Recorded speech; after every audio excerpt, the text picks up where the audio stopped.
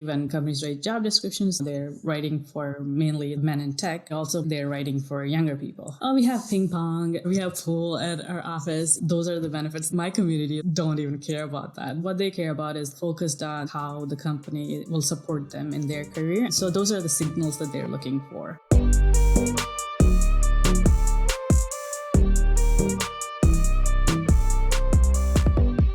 Today's interview is with Veni Kunche, who runs a newsletter-based business called Diversify Tech, which is all about helping people who are underrepresented break into the tech world. She's got a really interesting business model of a mix of sponsorships, job board, which I think is a business model and newsletters that we don't talk about enough. When you have that community, there's a great opportunity there. Anyway, it's a great episode. We cover everything from how she got started, transitioning from tech to starting her newsletter. Well, we dive deep into companies who are looking to hire a diverse team and mistakes that they make and what they can do differently, how transparency really matters. So there's a lot of good stuff in there. Towards the end of the podcast, she gets into sharing the exact numbers behind the business, how much she's making per month, how that's changed over the last couple of years. I think you're going to love it. Let's dive in. Veni, welcome to the show. Yeah, thank you so much for having me. Happy to be here. So I'd love to just start, if you could tell listeners a little bit, what is Diversify Tech? And, at a high level, like what's the business model behind it? Yeah. So Diversify Tech is a curated newsletter. Primary purpose is to connect people who are underrepresented in tech with career opportunities. So I share scholarships that are available, jobs, events that are happening around the U.S. So the main purpose is to connect people who are underrepresented to these opportunities. The reason I started it is because when you're underrepresented, when you're in your workplace or in your at college or wherever, you feel very alone. And you don't really have a network of people like you. So I wanted to bring something where I could be that resource for people. Yeah, that makes sense. So when you were working as a software developer in tech, and was this an idea that you were thinking about for a long time? And you're like, someone should make this. And then you realized that someone was you. What was that leap? So actually, I had no intention of starting something like this. I actually just wanted to start a business. I didn't know what that was. So I was a software engineer for quite some time, and I didn't quite fit into the corporate world. I kept switching jobs a lot. So I was like, one day I was like, you know what? I think I want to try something on my own. So I started exploring, how does one start a business? How does one, and I learned that, it takes quite some time to figure out who your customers are, customer market fit, all of that. As I was learning, I was also volunteering for the Women Who Code chapter in DC here. And as I was volunteering, I connected with a lot of women in tech. And that's when I realized that there are a lot more of us than I thought. And everybody was trying to find each other, kind of to feel connected and to kind of talk through this, our issues. And I started doing just online office hours. So I was like, for 30 minutes, I would just get on Google Hangouts and talk with people. And I connected with so many people from across the US just by offering that. And then that's when I realized, okay, everybody's facing similar issues and we're all discussing the same thing over and over again. So I thought, why don't I start a newsletter where I can reach more people? So prior to Diversify Tech, I started a newsletter called Code with Veni, where I was like, I'll share what I'm learning, and I will also, share what other women in tech are doing. It was more supposed to be like inspirational, and, that's how it started. And after a year of running that, I started getting requests for sponsorships. People wanted to sponsor the newsletter. People wanted to post jobs. That's when it finally clicked that I was like, I'm trying to start a business. And I think I actually started one. So that's what it was like. Once I started receiving sponsorships, I was like, this could be my business. So that's when I was like, then I kind of pivoted off of Code with Veni, because I didn't want the branding to be just me. So, and then I also wanted to include not just women, but everybody who's underrepresented in tech. So that's when I kind of did Diversify Tech from that. It's always fascinating how when you build an audience, sometimes like the business model will just come, or the business will just come and you're like, I don't know what it is. And then Yeah. over time, someone's like, oh, could I do this? And you're like, I mean, I guess so. Like, sure. Yeah. Let's sponsorships. That's a great idea. Let's, Yeah. and then I imagine people are like, great. Can I sponsor with my job listing, or something like that. I'm trying to get it in front of a more diverse community. And Yes. then you're like, so is that where like the job board came in? Yes. As I started growing the newsletter, sponsorships kind of uh, didn't make a lot of sense because the demand was higher than because I send the newsletter every week. I can't have that many sponsors showing ads. So I was like, oh, okay, maybe I'll start a job board itself. And I will include job ads in the newsletter plus also on the website. So that's how the idea came. What was a moment in that process where you thought like, oh, this could actually be the business that I've been trying to start? Yeah, yeah. I think, the first time was, when I got my first sponsor with Code with Veni, and it was what they were willing to pay me was much, much higher than I was expecting. I thought I would get like $100 or something. And my first sponsor with the whole package, they signed me up for like a 3-month contract, and I think they pay me like $10,000 for it. I was like, holy cow, like this is how much money one can make. And how many subscribers did you have at the time? at that time, I had about 1,500, I think. Yeah, so that's a substantial sponsorship. Yeah, yeah. So that's when it finally clicked. That I was like, oh, I can do this. Turn this into a business. And then with Diversify Tech, when I started again, I started with smaller numbers. It took a while for the job board to gain traction. And because I think I was very strict in who I wanted as customers. And then after a year about running, I think it spread through word of mouth because I run the job board slightly differently compared to other job boards. I ask companies for like their demographics, are you actually diverse right now?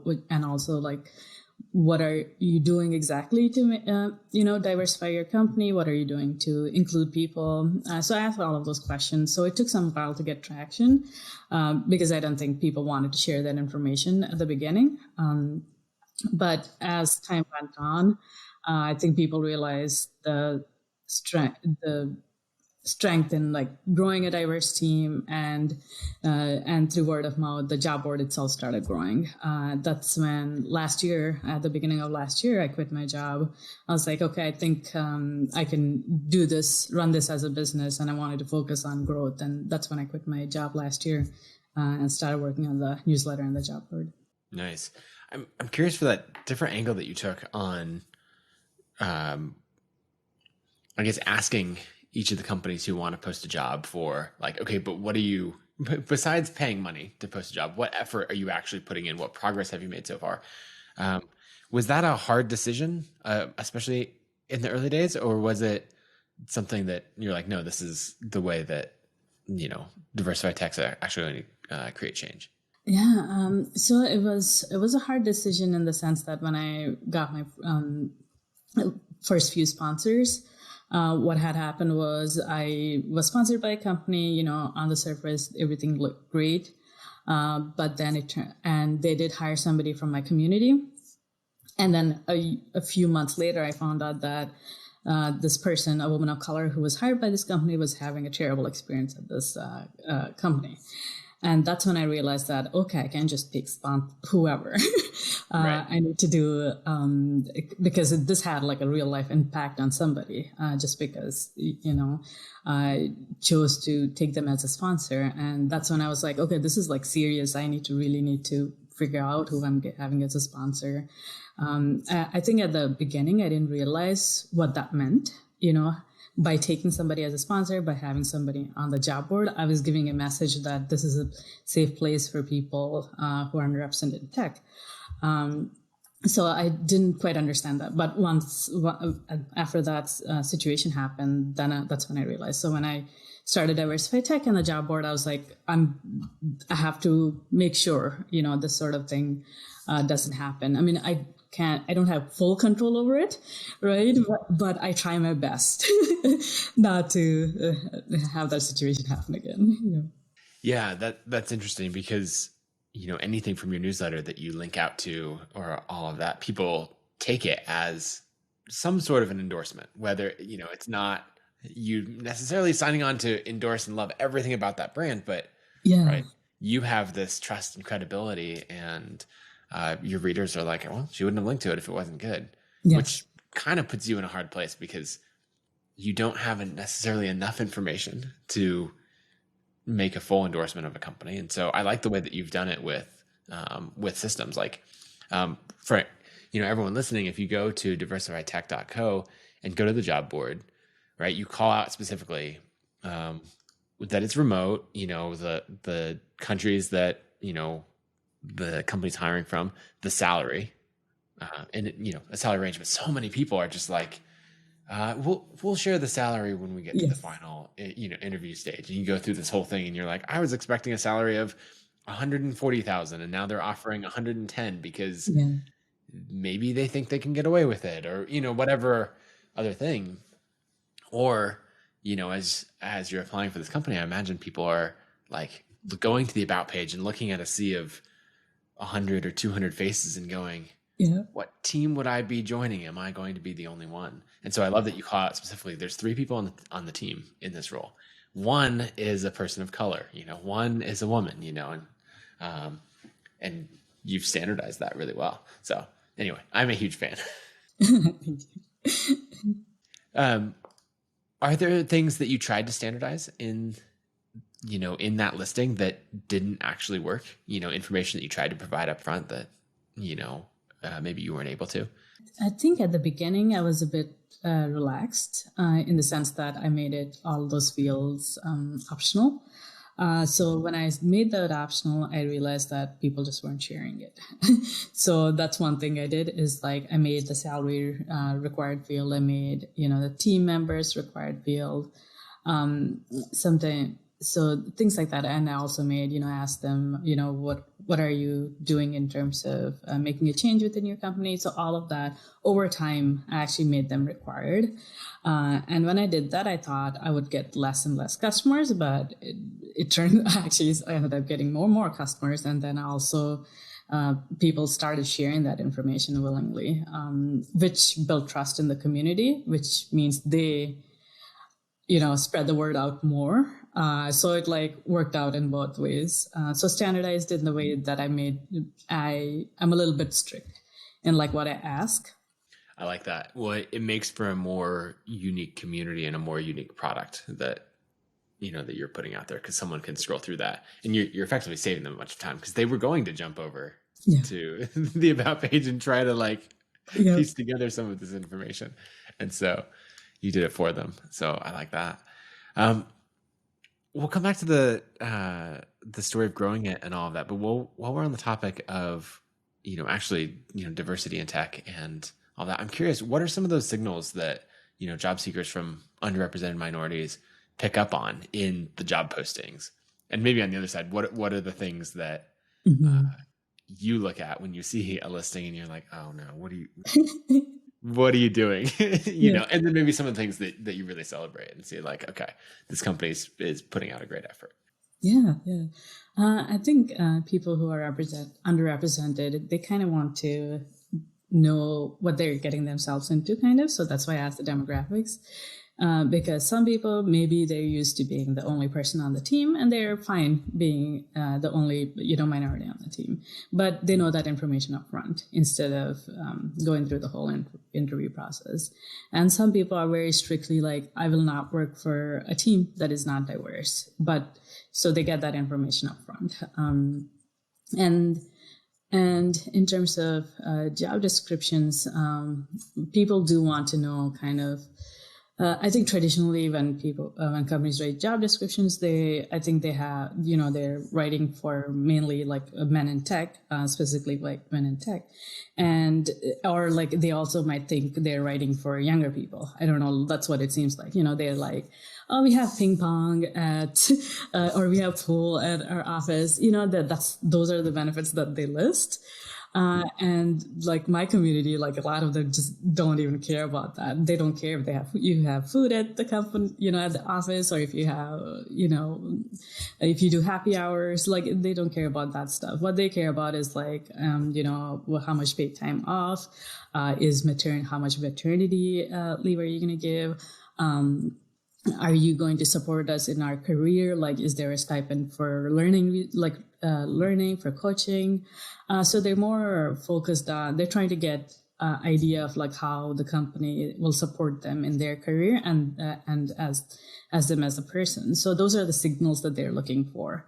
And in the most generic job description, it's very hard to tell because they don't give that information. So people have to go to the, as you were saying, like about page, see who is working there. So I think companies need to shift their mindset from like, okay, we're writing something and we're trying to attract a much, much broader group and, have to think about what they care about. And other things are sometimes the job description, again, targeted to men. So they might say, he will be doing this, they actually use Really? People still do that? Like that. Yeah. Sometimes they do that. Yeah. And there are tools out there. There's one tool called a gender decoder, I think, where you put the job description and it'll tell you if you're using feminine coded words or does the job description seem like it's being written for like masculine coded words. So things like that you can check through. But in general, I think it's before writing the job description, companies really have to think about like, okay, we're not writing how we used to, we need to change. And we need to think about all the different kinds of people that we're writing for. Even calling out things like time off opportunities, flexibility as parents, those sorts of things versus talking about hustle and beanbag chairs and ping pong and all of that.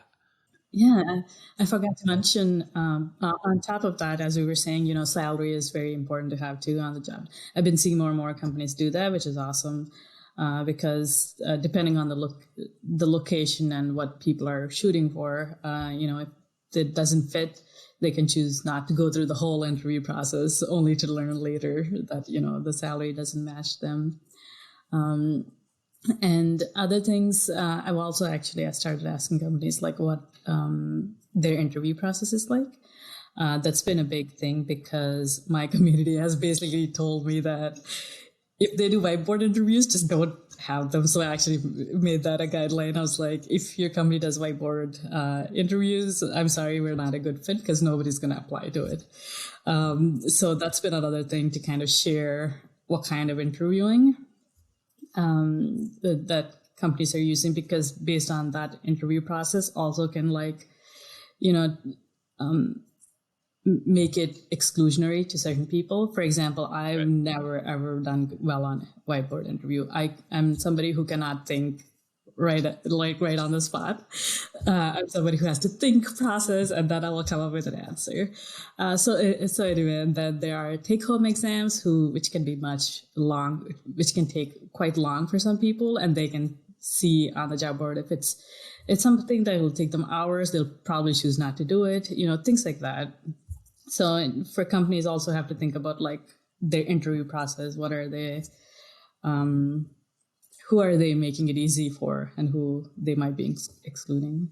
Yeah, I like that. I'm realizing the product that you're providing, both to companies and, but especially to your community is really all about expectations and saying, I'm going to give you as much information as possible about this job opportunity up front so that it can set your expectations. And so exactly as you're saying of like, if you're one of those people who is okay being, the only one in a category on their team, that up front, what the salary is up front, all of this. And, I love that. Like hiring is such an opaque process.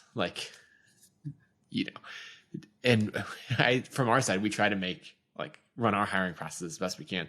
But even we'll find times that like we went through a whole bunch of candidates and we waited a week longer to send a letdown email to people that, we weren't going to move forward with than we intended to, or something like that. And so just setting those expectations is huge. I'm curious on the hiring process, or things that other companies are doing in that, like what makes for a great hiring process? When startups ask you like, how should we improve?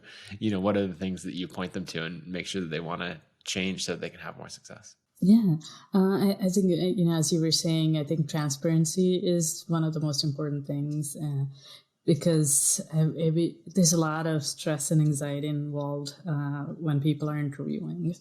And the more the company can be transparent about everything, like salary, the interviewing, the timeline, when they're going to hire, all of that, reduces that anxiety quite a bit for candidates. I think the other thing is,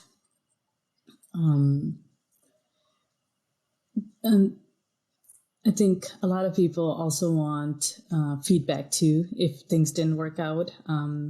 Why it didn't work out. I know it's hard to give feedback for everything, but that's something our community asks for a lot.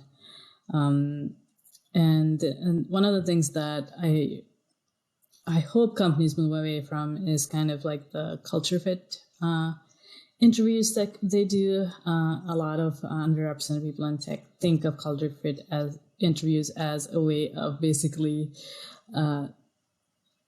excluding people who are not like the founders or who are not like the managers. So that means a lot of minorities will not be culture fits for a lot of companies, if you think of it that way. Or, some companies think culture fit as something that's values, like maybe the company has certain values. But nobody really knows.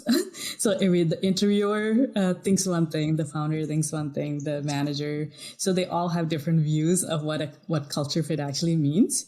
So at all these different processes, they use their own version of culture fit, and they might be excluding people who are actually qualified. So I really hope like companies move away from that, because right now a lot of underrepresented people think of culture fit interviews as basically racist, that they're just excluding people who are not like the founders. I would say that mostly those. And in terms of diversity, one of the issues that has been coming up is companies try to put a lot of effort in branding and marketing rather than the actual process. Whenever somebody says, hey, we do care about diversity, we want to do this. So they put all their effort in like marketing, like they want to seem like they are a good company. Which maybe they are, or maybe not, but they don't actually go through the work of internally saying, are they, how they treat their employees? Is it, do the current employees like the company? Do they feel okay sharing whatever's on their mind? So they don't do the internal review. Instead, when they choose to, they go more outward, like, okay, that's what they keep portraying the message. And sometimes when, some of us will believe it, and then we'll go interview, we'll get hired, and then we'll go, and it's like, oh gosh, this is not what you said, So I think companies also need to kind of look more internally before they try to recruit more candidates. Yeah. I mean, the process matters so much. Yeah. And so I love spelling out, the steps in the process and all of that. I'm curious, just thinking about these companies, and there's so many of them that say like, okay, this is the way that I feel like a company would talk, maybe because it's the way that we've talked at different times of like, okay, as we hire for these 8 roles in 2021, we're really going to work to increase the diversity of the team. What are some of the things that, especially from a company that's not already diverse, what are some of those things that they can immediately do to start to move down that path and have like job listings be well received and all that? One thing that you touched on a second ago, is you could even spell out in your job listing. We will give feedback to every candidate who we interview. Maybe we can't give feedback to every candidate who applies, maybe. But actually, I guess if you wanted to make your job listing stand out, you could offer to do that. And you might give feedback to 150, 200 people or something.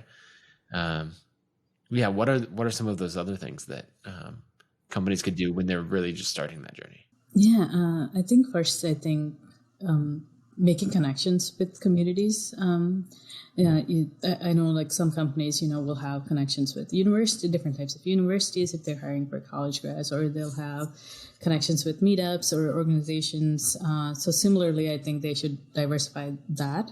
That's a good way of like networking with candidates. So there are like so many meetups, communities online. Like there's Black Tech Pipeline, there's Techoria, there is Out in Tech. There's so many organizations now. I think first step would be to connect with those communities and get to know them. And see what they are looking for, like what their candidates are looking for. And in terms of the hiring process, I think recently I had somebody post a job and I had to immediately take it off 2 days later because they got so many job postings, so many applications. And one of the things they did was for their interview process, they said, oh, we're just going to have a casual conversation about what you had previously done for your work. And candidates love that because people who have experience, they are very, very tired of going through this same process that everybody is going through of like taking a coding test, doing this. There's like so much. And when you're applying for jobs, it's a lot of effort. Sometimes it becomes like your part-time, full-time job just to apply and do all these take-home exams. So one of the ways this company stood out was that, we're going to review your previous experience to see if we're a fit. So I think, way to stand out is actually to make it easier for the candidates. I know it's harder on the company side when you get, but I think if you know what you truly want, I think you can make your job description a little bit more transparent, because if you list like 10 different things, candidates know that you're not expecting them to know all 10 different things. So people from all of those different requirements will apply. So you'll get a lot of applicants. But if you're very strict and say, I want these things, and that's actually what you want, I think it helps the candidate to know, okay, am I good fit or not? And also truly list. I guess the big problem with job descriptions is that no one actually knows what the job is based on the job description, because it just seems like you're going to do everything, which I know is not actually true. I think being strict on both sides, like describing what actually you want and also interviewing for exactly that.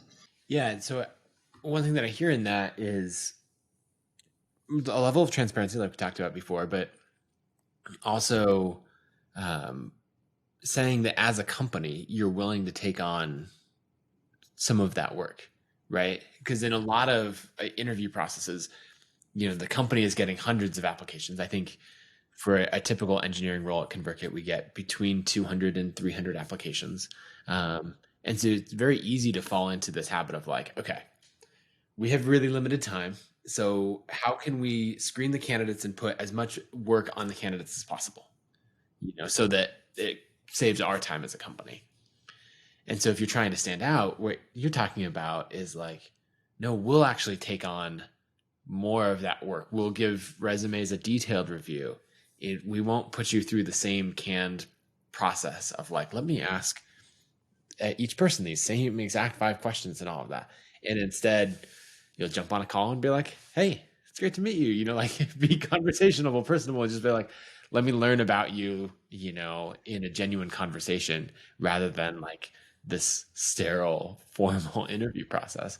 And it sounds like those are things that people would really like. Yeah, yes, I think so. I think everybody, I'm part of a lot of different communities, and everybody's so tired of just the interview process mainly. They apply, and also applications and writing cover letter for each of them and uploading resumes. If they're on the company side, it might be that you're getting 200 applicants, but on the candidate side, they might also be applying for that many jobs. But for each job, they had to put in effort for the application, for the Right. the resume, the cover letter, if there's a take-home exam, if there's a code test at the beginning, all of that like really, really adds up. What do you think later on in a hiring process? If you're doing a code test or a homework assignment or something like that.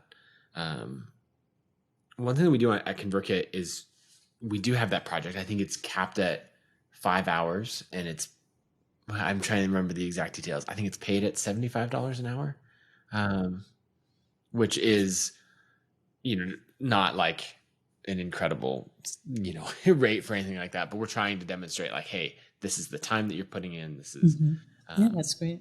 Everything else. So I'm curious, is paying for those homework assignments something that is really well received by candidates? Yes, definitely.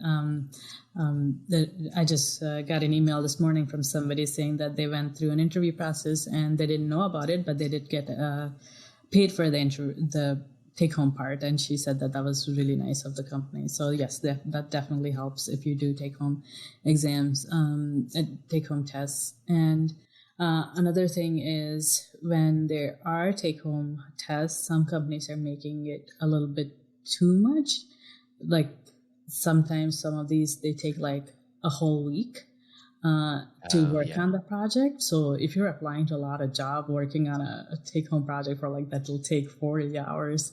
That's a lot. So I'm glad that for ConvertKit, it's you said 5 hours. So I think that's like a reasonable time. And on top of that, if it's paid, but I think companies need to be mindful of that too, because the candidates are applying to a lot of jobs and they can't be spending all their time just doing take-home exams. Yeah, that makes sense. One thing I realized that we used to do at ConvertKit that we don't really do anymore, and I'm not sure why, is we used to do a lot of like contract to hire. And so, we would find someone that was really good, and then we'd say like, okay, we think we want to do this, but let's do for 10 hours a week for the next 3 weeks or something. Will they have their other role or something like that? Let's do this actual project that we're paying full rates for that is legitimately useful to us, but we'll demonstrate that like we work well together. As a candidate, you're a good communicator, you can deliver on the code and that kind of thing. I feel like that used to be a thing maybe 3-4 years ago in the industry, and now I don't think it is at all anymore. Yeah. What's your take on that? Yeah, I think that's a hard one. Again, it's the whole time aspect of it, because people don't want to quit their other job so they're still doing their other job, and probably have, if you're a parent, you have other things that you're taking care of. So on top of that, to do another, like contract work, I think that might be the main reason. For my community, at least, that'll be a hard one for them to do more work on top of the other things. But in terms of assessment, I agree that is a good way to like get to know the candidate and see if you fit. But I think it's the time constraint that might be the issue. As more and more people are being hired into tech, and people trying to break into tech are in a better and better position. It's one of those things where a really talented candidate might have quite a few offers, and so if one of them has like this, we would love to have you, and we're just doing this contract project to make sure. And this other one is just like, we would love to have you. Yeah. Can you start in 2 weeks? And then you're like, I think I'll go with this one. And so then just to be competitive. Yes. Sort of, I don't know if this is a good analogy or not, but like, I think about, real estate markets in, like in Boise, where I am, the real estate market is absolutely insane right now.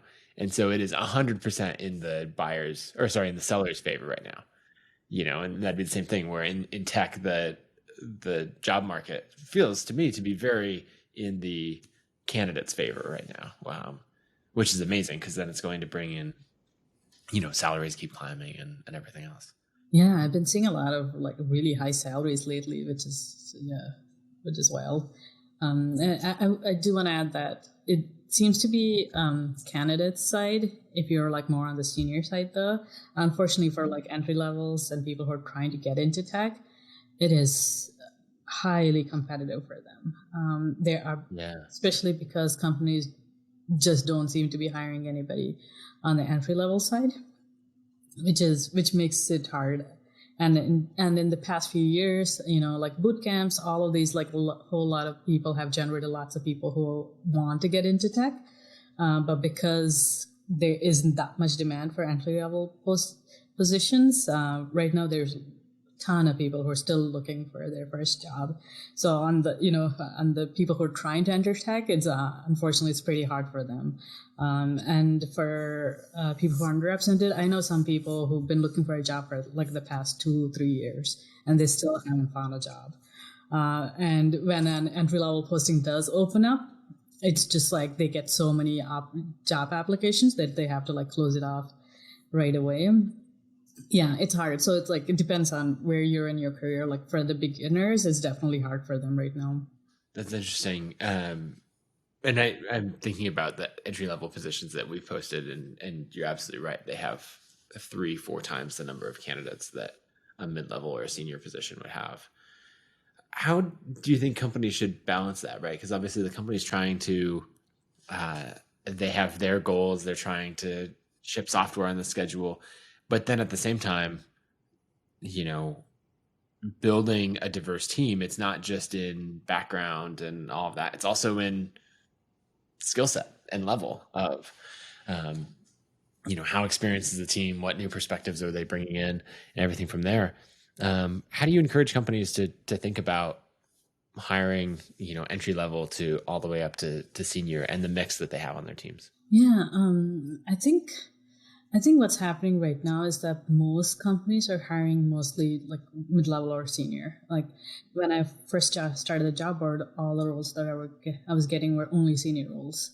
And my community kept asking me for other roles. And I'm like, it was a hard position for me because that's what companies were hiring for. And lately I've been asking the companies, please do share, mix of roles, not just senior roles. That seems to have helped a little bit. I definitely have more mid-level roles now. I think for the company itself, I'll give you an example of in my previous company. I used to work for the U.S. Geological Survey as a software engineer, and it was a pretty mixed group. Like I think we had at least I think it was half and half. We had like 5 folks who were junior and about 5 folks who were senior. And we worked pretty well. We didn't feel like the juniors were taking that much more of our time or anything like that. I think it's when you set the expectations, I think, for the seniors that, part of your job is to, help the juniors and bring them along. Help them along in their career. I think, and the way we worked, we were able to meet our deadlines. Everything worked fine. I think there is one thing I do want to say is like tech is also like always changing. So I feel like people are newbies for sometimes too. Even the seniors are sometimes newbies in certain technologies. Yeah. So I know people say I want only a senior, developers or senior designers, but at the same time, they're also newbies and they're also continuously learning new things. So if you think about it from that way, hiring a junior and helping them along is not that much different.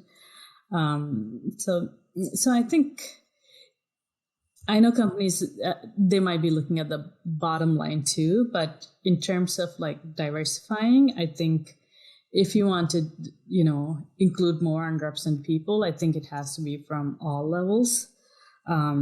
So if you think of it that way, I think companies do need to figure out how they can help juniors and so on. And also, like every senior, has to start as a junior, right? Yes. And I feel like the company that does help people who enter the market, they'll be more loyal to them. For example, I was very, very loyal to the first company that ever hired me. I worked with them for 2 years. I went to grad school, and a few years later, I actually went back to them as a senior engineer, and I worked with them because I knew it was a company, and I had, I felt like I felt very loyal to them because they were the ones who helped me break into the industry. Right now, when everybody wants to hire seniors, well, it's very competitive, and they're going to have to spend a lot of money in recruiting. They have to spend a lot of money for their salaries. But if they spent all that effort and money on growing a junior, they could, get somebody up to that level in a few years. But I feel like eventually the industry does need to hire entry level folks because you're not going to be able to get seniors all the time. Yeah, I mean, the industry just needs so many more people, Mm-hmm. and Yes. That news for the companies, you can't keep just trading the same senior engineers around. You have to actually grow the pool, because we need more software engineers. I'd love to shift back to Diversify Tech and your business. Would you mind sharing some numbers as to where you're at for subscribers and then any revenue numbers, anything like that you're up for sharing? So Diversify Tech. So I started it in 2018. I was looking up how many people I started with. So at that time when I started, there were like 300 people. In July 2018, that's when I started. It was about 300 people. And since then, right now we are at about 8,600 subscribers for the newsletter for underrepresented people in tech. And for revenue, when I started, there was no job board. I started the job board around December 2018. I was getting about $500 per month in revenue at that time. And it took some time to grow. And in last year, and in 2019, it grew to about $1,500 per month. And at that time, I wasn't doing any marketing. It was all through word of mouth. So that's when 2019 kept being consistent around $1,500 to $2,000 per month. That's when I was like, okay, I think I need to focus on it to grow it. Yeah. I think I can make it bigger. That's when I quit my job in 2020. And unfortunately, because of the pandemic, I actually did not have a chance to, grow I didn't have time to put the effort into it. But fortunately, word of mouth still continued.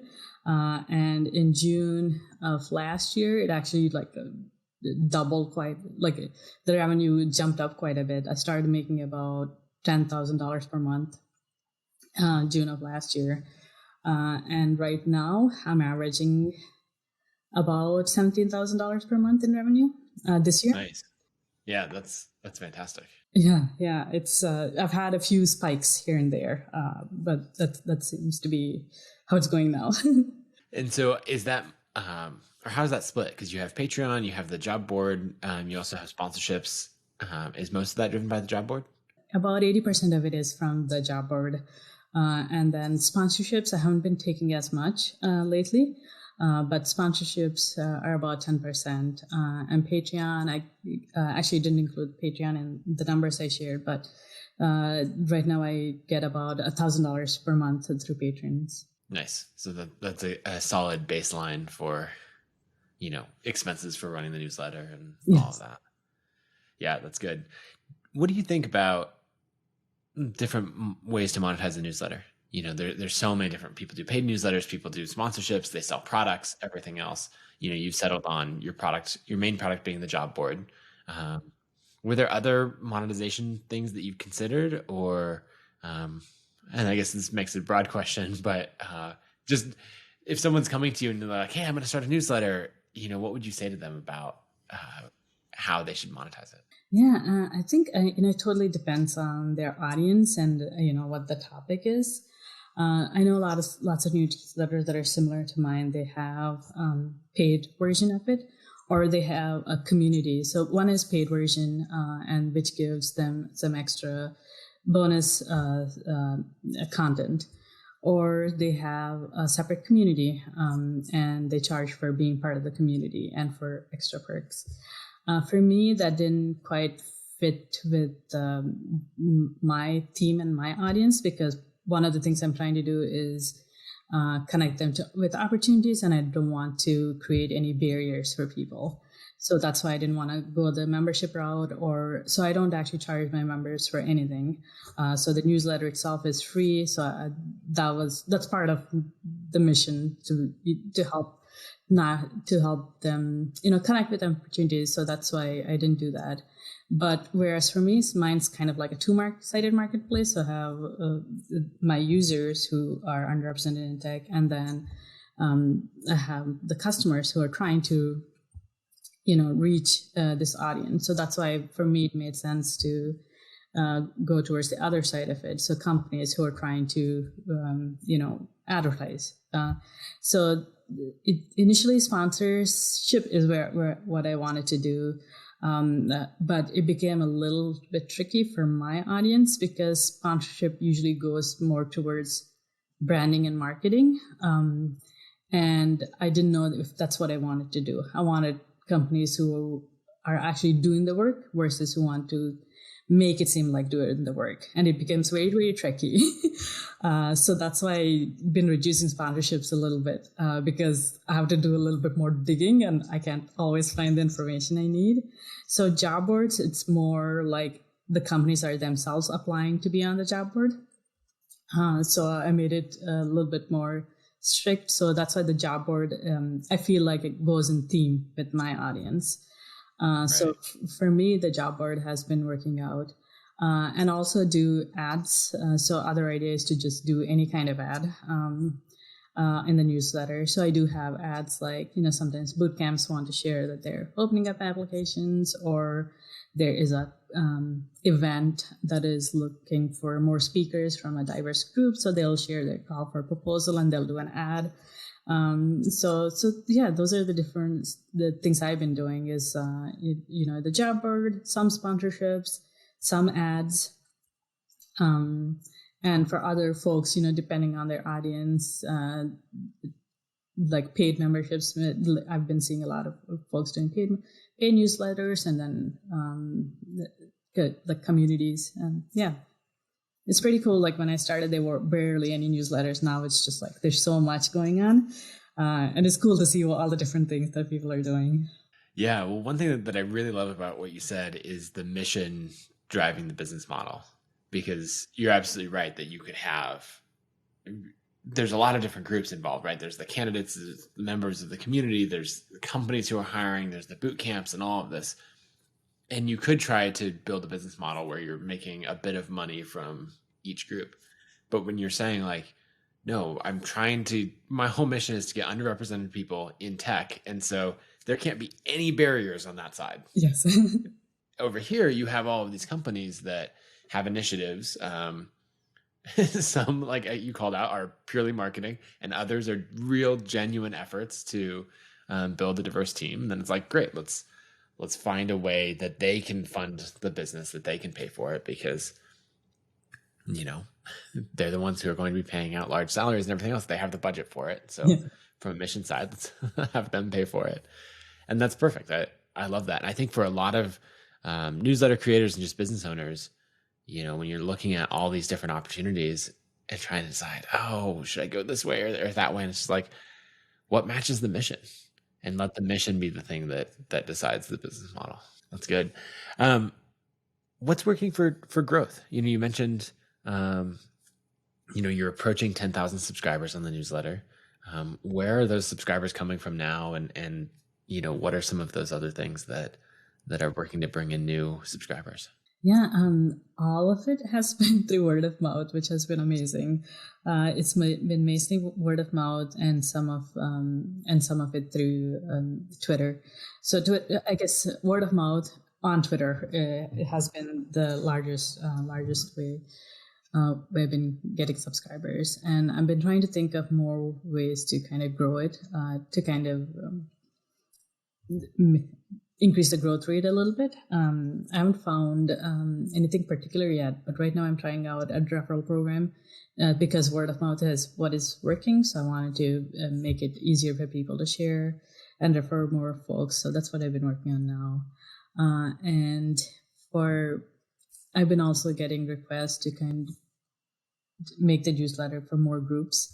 So I've been getting folks from Europe, like a lot of companies from Europe want to share things on the job board, but I didn't grow that part of the community. All of our members are in the US, so we're actually launching a newsletter for the Europe and UK region in a few weeks. So that's another way I'm growing the newsletter and the job board.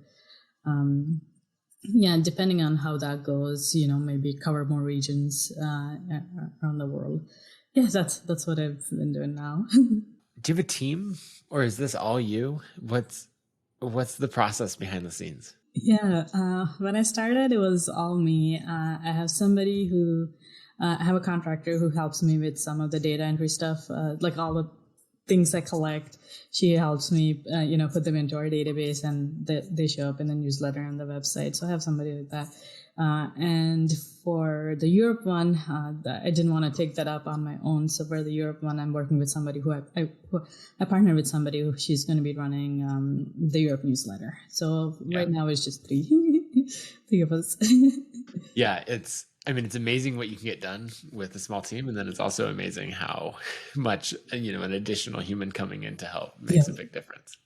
I wanted to ask on the affiliate program, or the referral program, a lot of people are thinking about doing that right now. Mm-hmm. I think on one hand, it feels like something that like, oh, you could spin this up and growth could accelerate by, 10, 20% a month or something. Yeah. And then on the other hand, you get into the logistics of like, okay, what do I offer as rewards? Yeah. How is this actually going to work? Will people share? And I'm curious what that process has been like and just how you chose the rewards that you did. Yeah. Going back to how you were saying, I try to tie everything to my mission. So one thing I've been doing is, I had to pick rewards for the referral program. What I've been doing is picking products written by people who are underrepresented in tech. So the first few rewards were books written by women of color, and next I think I'm going to do like maybe stickers that were made by women of color, t-shirts made by other people who are underrepresented in tech. So those are the rewards that I've chosen. I like that because I feel like I'm supporting their business, which is what my mission is, to support other underrepresented people in tech. So, and then also hopefully it'll help with the growth with the newsletter too. Yeah. So let's talking platforms for a second. What are you using to put together the referral program, and how's that been working? The first when I started, I actually built my own, but it was too weird. Like the curse of the developer. Yeah, I was like, I should not be spending my time doing this. And then actually, I'm using Sparkloop, which is integrated into ConvertKit, right? So that's what I've been using now. Yeah, it's I just started it like about 3 months ago, so I still have to figure out, what kind of words will work, how I need to optimize all my subscriber forms and all of that to get better results. Yeah. Well, it's always fun to test and experiment and figure that out. I'm at the point where I think I'll launch a referral program for my newsletter in the next month, 2 months, kind of one of those when I get around to it. But I have those notes where you're like penciling in ideas. You're like, oh, this could be a reward. And then you're later like, that would be a terrible reward. Let's not do that. So it's good. And of course, I'll also be using Sparkloop just because it's so integrated and the team over there is great. What are some other things that are next for the newsletter and the community? Right now, I'm waiting for the pandemic and vaccine and all of that, because it's been hard to manage everything since all of this started. My intention when I quit my job was to grow the community and the newsletter and the job board. Fortunately, the job board has been growing through word of mouth. The subscriber rate for the newsletter has like reduced a little bit, so I'm trying to increase that. So I'm focusing on that now. I'm taking it slow, I guess. I'm happy that things are working, trying to enjoy it for now. Yes. And I think for the next things, we me and Naima, she's going to be working on the Europe newsletter. So we're still launching that probably in the next 2 weeks, and it'll be interesting to see what that market is like. It's kind of cool to be in a position to launch something when you already have an existing business and to grow it. That's a completely different problem than when you're just starting out. So yeah, that'll be fun. You're spot on with that having an audience and a following and connections in the industry, then when you go to launch that next thing, it's still a ton of work. Yes. To be clear. Yes. But it is, you get that kickstart to it. So that makes a big difference. Also, I love the angle that, you had, and you were just talking about, of like enjoying the process and saying like, I always think about this trade-off as a founder, as an ambitious person, between gratitude and ambition. And how do you live in both of those places at the same time? And this feeling of like, I have enough. And I'm so grateful for the company, the community, the team, like everything that I have. Like, this is incredible. I get to, I'm not working for another company. I get to do my own thing. And then also, like, I'm always trying to grow it to be bigger. And I think it's hard to live in both those places. And it sounds like you're doing a good job with that. I'm curious if you have more thoughts, if that's something you struggle with as well. No, I definitely struggle with that. But one of the reasons I did start my own business was to have that. So I try to remind myself of like, okay, the reason you quit corporate it was because you wanted more time on your hands. So sometimes I have to like remind myself of that. Otherwise, it'll be the same old where I'll be just working all the time and not enjoying life. So one of the reasons to start a business was to have that flexibility. So I remind myself to take the time. And the other thing is that with COVID and everything, life has been very, very stressful, like so many unknowns, all of that. So I definitely feel a little burnt out on that sense, like from the life side of it. Being a parent with everything that's going on is definitely hard right now. So that's another thing. I'm like, okay, I definitely need a break from all of it. So I just, but can't exactly take a break. So that's why I'm trying to be a little bit more like, go at a slower pace. Yeah, that's great, that realizing that you can set your own pace and do that. I'm curious, I'm thinking back to when I was working at my last startup job, and, we were doing many of the things that startup do. I don't know. We pulled all-nighters. Like, what was even the point of that? I'm just looking back, and that was 8 years ago now. But there were so many things. So when I wanted to leave that job, that I was looking to, like, I could travel. I could, have freedom in my time. Even things I do now, like going for a walk in the middle of the day, is just like, it's amazing. But I'm curious, what's something recent that you've kind of celebrated in your life of like, wait, because I don't work in corporate anymore, I was able to do this thing, even if it was small. If there wasn't a pandemic, I would, totally just go take a vacation. But lately I've been just, we've been enjoying little things. Like my husband works from home too. Like we've been taking walks after lunch, or, one day we just kept, my daughter goes to daycare. One day we just decided to keep our daughter at home. And we did nothing besides hang out. So things like that.